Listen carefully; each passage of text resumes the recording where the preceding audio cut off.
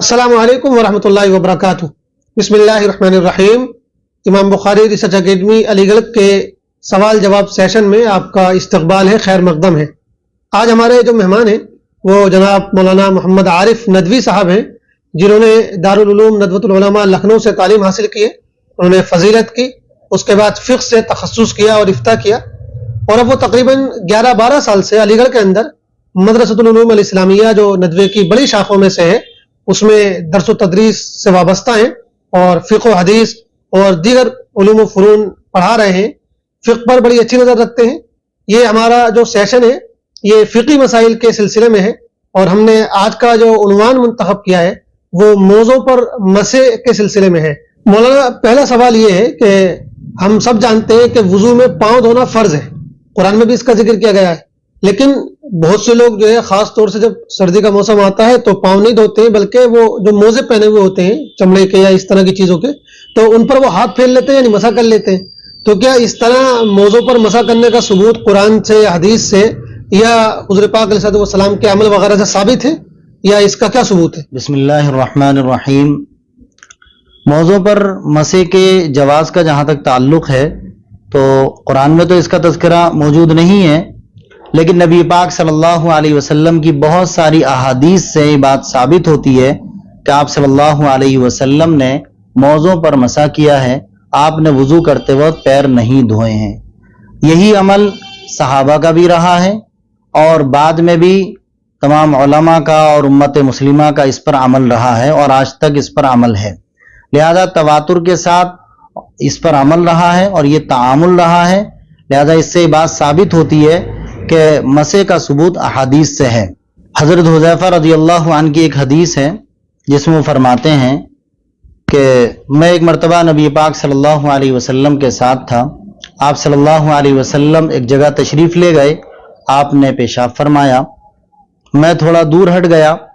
اور جب آپ فارغ ہوئے تو آپ نے مجھے بلایا اور کہا ادھر آئیے۔ میں گیا، آپ نے اس کے بعد وضو فرمایا، آپ موزے پہنے ہوئے تھے، آپ نے پیر نہیں دھوئے بلکہ ان پر مسح کر لیا۔ اس حدیث سے پتہ چلتا ہے کہ وضو میں پیر دھونا اسی وقت فرض ہے جب آدمی موزے پہنے ہوئے نہ ہو، اور اگر موزے پہنے ہوئے ہو تو پھر پیر دھونا فرض نہیں بلکہ ان پر مسح کر لینا بھی کافی ہے۔ اس حدیث سے بھی یہ پتہ چلتا ہے، اور اس کے علاوہ بہت ساری احادیث مسلم شریف میں، بخاری شریف میں موجود ہیں جن سے اس کا پتہ چلتا ہے کہ مسح کرنا جائز اور درست ہے۔ مولانا، ایک سوال یہ بتائیے کہ کس طرح کے موضوع پر ہم مسح کر سکتے ہیں؟ کیا اس میں کچھ شرائط وغیرہ ہیں یا ہر طرح کے موضوع پر مسح ہو سکتا ہے؟ چمڑے کے جو موزے آج کل ملتے ہیں اور ہم دیکھتے ہیں بازار میں خوب ہیں اور لوگ ان کو استعمال کرتے ہیں، ان موضوع پر مسح کرنا بالکل درست ہے۔ بس یہ کہ وہ پورے پیر کو ڈھکے ہوئے ہوں، ٹخنے سے اوپر ہوں، پنڈلی تک ہوں، تو ایسے موضوع پر مسح کرنے میں کوئی حرج نہیں۔ کیا یہ جو آج کل اون کے بڑے موٹے موٹے موزے آ رہے ہیں، دویز ہوتے ہیں کافی، کیا اون کے، نائلون وغیرہ کے جو موزے ہوتے ہیں ان پہ بھی مسح کر سکتے ہیں کسی شرط کے ساتھ، یا ان پہ کسی بھی طرح درست نہیں؟ مارکیٹ میں جو موزے آج کل اون کے یا جو سوتی موزے ملتے ہیں ان پر تو مسح جائز نہیں ہے، لیکن اگر اون کے یا سوت کے سوتی موزے اتنے موٹے ہوں کہ جو دیکھنے میں خوب موٹے ہوں اور اس پر ہاتھ پھیرنے سے پیر تک اس کی تری نہ پہنچتی ہو اور پانی اس میں نہ چھنتا ہو تو پھر ایسے موضوع پر مسح کرنا درست ہے۔ کیا اس میں بس اتنی ہی شرط ہے کہ پانی جو ہے نیچے نہ پہنچتا ہو، یا کچھ اور بھی اس طرح کی بھی شرطیں ہیں؟ ایک شرط اس میں یہ بھی ہے کہ یہ جو ہے پنڈلی تک ہوں اور پیر پر بغیر باندھے رک جا رہے ہوں اور پیر ہی کی شکل کے ہوں، ایسا نہ ہو کہ کوئی کپڑا اس طرح لپیٹ لیا جائے تو وہ موزے کے حکم میں نہیں ہو سکتا۔ دوسرے کہ اتنے موٹے ہوں کہ اس کو چلنا ممکن ہو، کچھ دیر اس میں آدمی کو دور چل سکتا ہو، ایسا نہ ہو کہ وہ چلا ہی نہ جائے اور ایک دم ہی وہ پھٹ جائے، تو پھر ایسے موضوع پر مسح درست نہیں ہو۔ یہ جو کہا جاتا ہے کہ پنڈلی تک ہو، تو پنڈلی ایک تو ٹخنے سے اوپر سے شروع ہو جاتی ہے اور کافی اوپر تک کا حصہ پنڈلی کہلاتا ہے، تو پنڈلی کی کیا حد ہے؟ مطلب کس جگہ تک ہونی چاہیے؟ جہاں پنڈلی شروع ہو رہی ہے ٹخنے سے بالکل ملا جو حصہ پنڈلی کا وہ، یا درمیانی پنڈلی تک چاہیے؟ اس میں بس اتنی شرط ہے کہ ٹخنا جو ہے چھپ جائے، وہ ڈھک جائے، ٹخنے سے اوپر ہوں اور وہاں آ کر کے وہ رک جاتے ہوں۔ اگر ٹخنا ذرا سا بھی دکھے گا تو پھر کیا کہتے ہیں مسح درست نہیں ہوگا۔ کبھی کبھی موزے جب پرانے ہو جاتے ہیں تو پھٹ جاتے ہیں، تو کتنا حصہ اگر پھٹا ہوا ہے تب بھی ہم اس پہ مسح کر سکتے ہیں، یا اگر ذرا سا بھی پھٹ جائے تو پھر اس پہ مسح کرنا درست نہیں ہوگا؟ اس میں کیا چیز ہے، تفصیل بتائیں۔ موزہ اگر پھٹ جائے تو اس میں ایک صورت یہ ہے کہ موزہ بہت تھوڑا پھٹا ہے، یعنی اتنا کہ اس میں ایک انگلی ہی اگر لگائیں تو آ سکتی ہے، 2 انگلی آ سکتی ہے، 3 سے کم آ سکتی ہیں، تو ایسی صورت میں اس پر مسح کرنا جائز ہے، درست ہے۔ لیکن اگر وہ اتنا پھٹ گیا تو اس میں 3 انگلی اندر جا سکتی ہیں،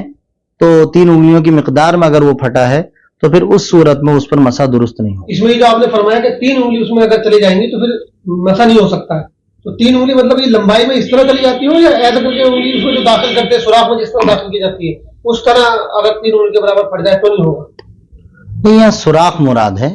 کہ جو موزے پھٹتے ہیں تو جیسے پیر میں ہم دیکھتے ہیں کہ آدمی پہنے ہوتا ہے اور اس کی انگلی باہر ہوتی ہے، اس طرح اگر پھٹ جاتا ہے اور 3 انگلی نکل سکتی ہیں تو پھر مسح نہیں ہوگا، اور اگر اس سے کم ہے تو پھر مسح ہونے میں کوئی حرج نہیں ہے۔ مسح کے بارے میں ہم نے جان لیا کہ مسح حدیثوں سے ثابت ہے اور امت کے عمل سے ثابت ہے،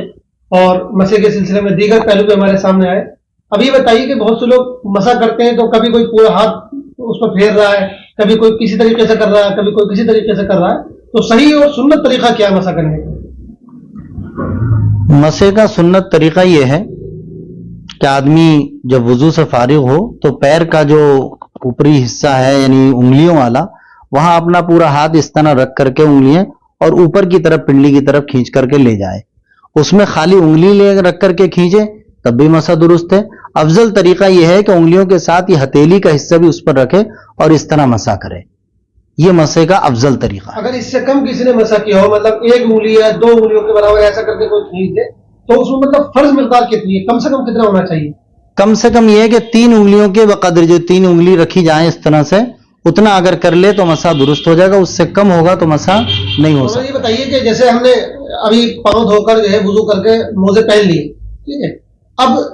کب تک جو ہے ہم اس پہ یوں ہی مسح کر سکتے ہیں؟ دوبارہ پاؤں دھونے کی نوبت کب آئے گی؟ یعنی جس کو ہم یہ کہتے ہیں نا کہ مسح کی مدت، وہ کیا ہے؟ کہ آدمی جب ایک بار موزے پہن لیتا ہے تو اس کے بعد اس کے لیے دوبارہ وضو کرنے پر، یعنی ایک بار انسان وضو کرنے کے بعد یا غسل کرنے کے بعد اور باوضو ہو اور وہ موزے پہن لے، تو اس کے بعد جب بھی اسے بیچ میں ضرورت پیش آئے گی وضو کرنے کی تو پیر دھونا اس کے لیے ضروری نہیں ہے، صرف مسح کر سکتا ہے۔ اس میں 2 صورتیں ہیں، ایک آدمی وہ ہے جو